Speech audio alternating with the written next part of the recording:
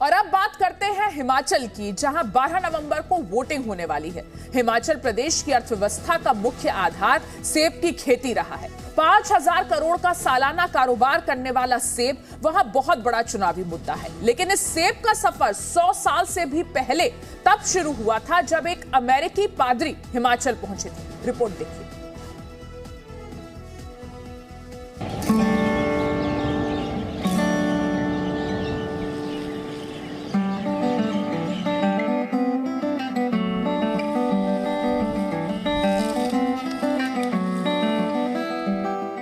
ये कहानी है एक ऐसे ईसाई की जो जब कुष्ठ रोगियों की सेवा करने भारत आया तो उम्मीद की गई कि वो भारत में ईसाई धर्म के प्रचार में योगदान देगा, लेकिन वो खुद हिंदू बन गया।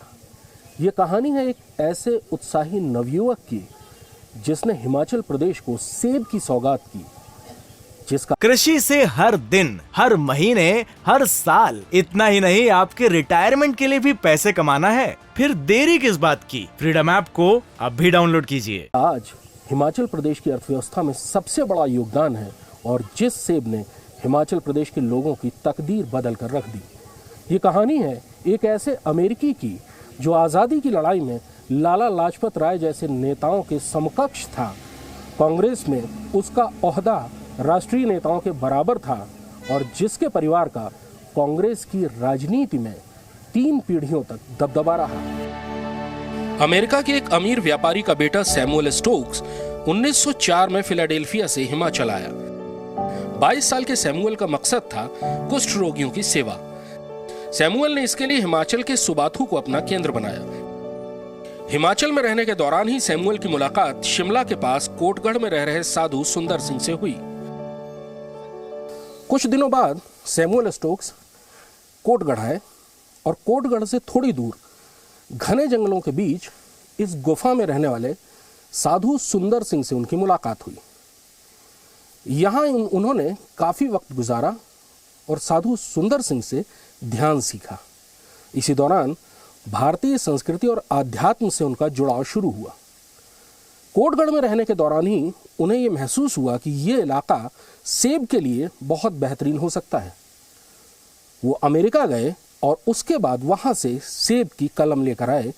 सबसे पहले कोटगढ़ में ही सेब की कलम लगाई गई। सैमुअल स्टोक्स को शिमला की पहाड़ियों का इलाका बहुत पसंद आया और उन्होंने यहां बसने का फैसला किया। उन्होंने जमीन खरीदी और एक स्थानीय ईसाई लड़की एग्नेस बेंजामिन से शादी की। एग्नेस के परिवार ने कुछ ही दिन पहले ईसाई धर्म अपनाया था। कोटगढ़ के इसी चर्च में 1912 में स्टोक्स दंपति ने विवाह किया था। सन 1912 सितंबर 12 में शादी हुई सैमुअल इवांस स्टोक्स और एग्नेस बेंजामिन। इनकी शादी सेंट मेरी चर्च कोटगढ़ में रेवरेंड फजलुद्दीन के द्वारा उस समय दी गई। इस बीच सैमुअल अपने परिवार से मिलने अमेरिका गए तो उन्हें सेबों की ऐसी किस्म के बारे में पता चला जो हिमालय में लगाई जा सकती थी। हालांकि यहाँ पहले से भी सेब उगाए जाते थे, लेकिन वो स्वाद में अच्छे नहीं थे। सैमुअल स्टोक्स के प्रयास से हिमाचल में रेड डेलिशियस और रॉयल डेलिशियस किस्म के सेबों की बम्पर पैदावार हुई। ये 1916 का वर्ष था। सैमुअल ने स्थानीय लोगों को सेब की खेती के लिए प्रोत्साहित किया और शिमला के आसपास बेहतरीन सेबों की खेती शुरू हो गई। कोटगढ़ लंबे अरसे तक एशिया का सबसे धनी गांव बना रहा। काफ़ी टाइम के से यहाँ पे उनका बहुत योगदान रहा, इसी कारण इसका नाम बहुत ऊंचे पे गया है। 1932 में सैमुअल स्टोक्स ने हिंदू धर्म अपना लिया और वो सत्यानंद स्टोक्स बन गए। उन्होंने स्वाधीनता संग्राम में हिस्सा लिया। वो इकलौते अमेरिकी थे जो अखिल भारतीय कांग्रेस कमेटी के सदस्य बने और 1921 में जेल गए। उनके बेटे लालचंद स्टोक्स भी राजनीति में सक्रिय रहे और बहू विद्या स्टोक्स 8 बार विधायक रहने के साथ साथ महत्वपूर्ण पदों पर रहीं। हिमाचल प्रदेश में स्टोक्स परिवार का लंबा राजनीतिक रसूख रहा, लेकिन आम लोगों के लिए स्टोक्स वो व्यक्ति हैं जिन्होंने हिमाचल को सेबों की सौगात दी। यहाँ पे पहले कुछ भी नहीं होता था।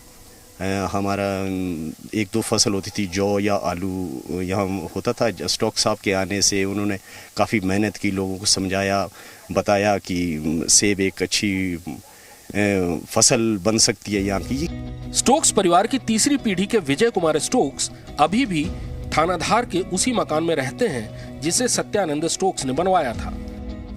हालांकि वो पेशे से इंजीनियर रहे हैं, लेकिन वो उसी बड़े बागान में सेब की खेती करते हैं जिसे उनके दादा ने लगाया था। विजय स्टोक्स चिंतित हैं कि हिमाचल प्रदेश में प्रति पेड़ सेबों की पैदावार अमेरिका और चीन जैसे देशों के मुकाबले कई गुना कम है।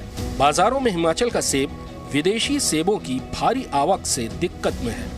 एक कारण ये भी है कि जलवायु बदलने के कारण हिमाचल में सेबों को पर्याप्त बर्फ नहीं मिल रही है, और ये भी कि यहाँ अभी भी 100 साल पुरानी सेब की किस्में ही उगाई जा रही हैं। एक तो ये है कि नई वैरायटीज लगानी पड़ेगी, क्योंकि ये जो रॉयल डिलीशियस है ये 1916 का कल्टीवेटर आया हुआ है, और ये जो रेड डिलीशियस है इसको आप चेंज नहीं कर सकते, ये म्यूटेशन से होता है ऑटोमेटिकली।